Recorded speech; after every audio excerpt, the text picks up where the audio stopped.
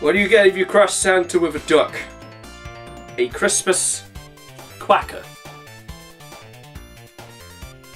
You really are pushing it along. Disaster Artist! So, if you've seen some of my earlier Playing Devil's Advocate reviews, I'm a huge fan of the film The Room.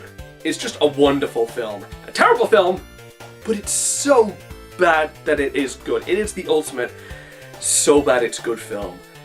Just in terms of like how enjoyable it is to watch, how quotable, and the fact that there is some production value, it's just made by a complete idiot. And now you get to enjoy that idiot's work. The film's all about a filmmaker named Tommy Wiseau who forms a budding friendship with a young Greg Sestero, and they set out to California to make it as actors. And when they can't, Tommy hits on the idea of making his own film, The Room. And needless to say, it was a mess. It's based on the book by Greg Sestero, who was in The Room. And apparently, I haven't read the Disaster Artist myself, but apparently a lot of these things actually happened on set, at least according to Greg. I think one of the first things to talk about is the comedy, because this is a comedy, even though it is trying to also tell this side of the story that nobody's seen before. True story, I never know how much of a true story is true, which I always put quotation marks around it. But there is kind of this sense that it's making fun of The Room as well as celebrating it. In that there's a lot of jokes just making fun of The Room. That is the kind of thing that me and Chris will do together when we're watching The Room ourselves. Like, during this sex scene, why does it look like he's having sex with her belly button? Or why does he laugh at this line talking about someone who got beaten up? It doesn't make any sense. And the film just feels like it's celebrating those flaws while also making you laugh at the same time. On top of that, you also have... I did not hit her. It's not true. It's stupid. I did not hit her. I did not. Oh, hi, Matt. Oh, hi, Chris. I'm talking about the Disaster Artist. Oh, wow, because I was just doing a scene from The Room. No kidding! So, can I join you in this review? No. The Disaster Artist. I've already done the beginning. Oh. Well, it shows where I'm not wanted. So, how far do you get through this review? We're talking about the comedy. It's a comedy. It's a comedy! It's a comedy. Laugh. It's a comedy, but also a drama. It's a comedy drama. Because even when you watch... It's a black comedy. It was yes. always intended to be that way. Because when... In jokes! When you watch when you see Tommy Wiseau in interviews, and... Because we've actually met the guy, haven't we? He's insane. He is insane, yes. When you see him in interviews, and he's a very strange person, and it's easy to laugh at him. Yeah, but this film explores the actual man himself, and he is still a man of mystery because he's very private about his life. But you do feel for him as well, and you kind of respect him for having a passion about something, and his desire to make a movie.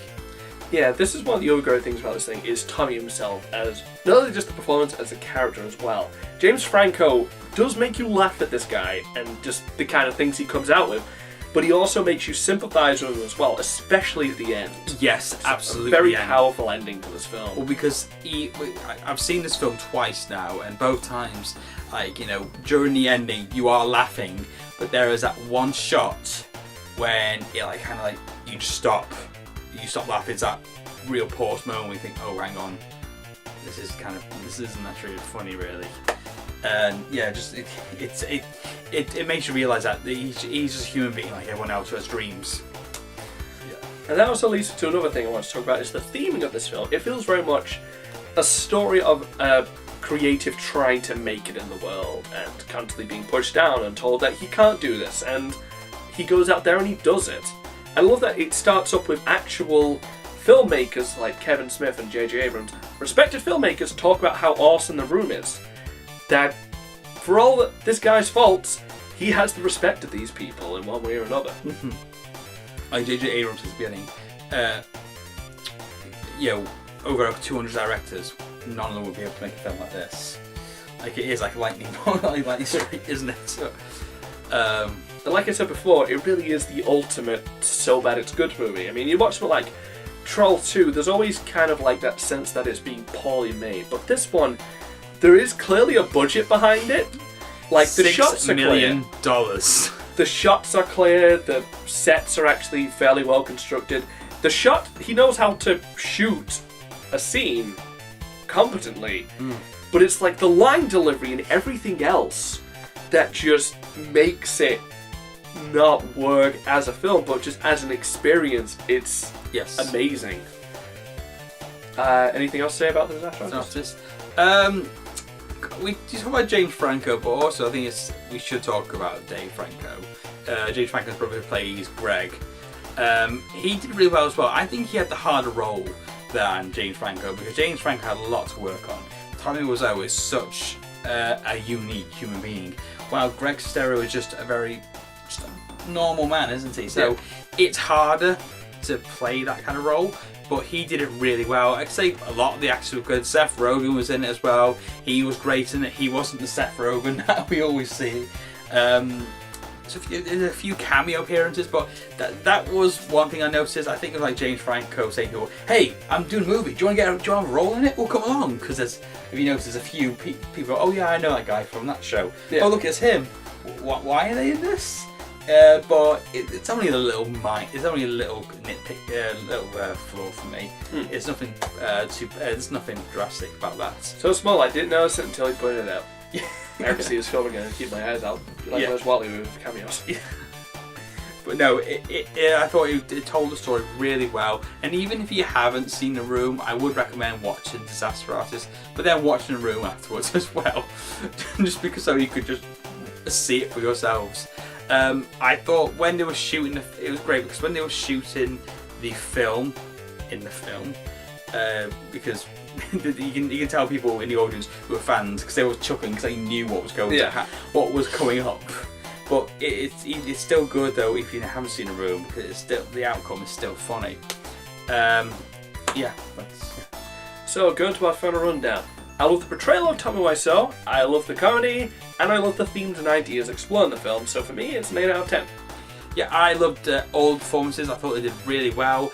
What I liked about this, the fact that it was made by people who loved The Room, but also wanted to tell a story, not just reenact the scenes from The Room. They wanted to tell about Tommy and Greg's story. And also, I think it's a great film for those who have big dreams. So like, not give up, even if people make fun of you for doing things, just don't give up at all. I'm going to give this film a 9 out of 10. So between the two of us, you can tell that we're huge fans of this. We're huge fans of The Room. We're also huge fans of The Disaster Artist. We recommend checking out both of them. And remember that even somebody who isn't that talented can make something worthwhile. This episode review has been brought to you by Rain Legacy, coming out January 2018. I'll plug my own shit, I don't care. I've just reviewed a film. I've got nothing going up. Oh, I mean, play was Devil Advocate.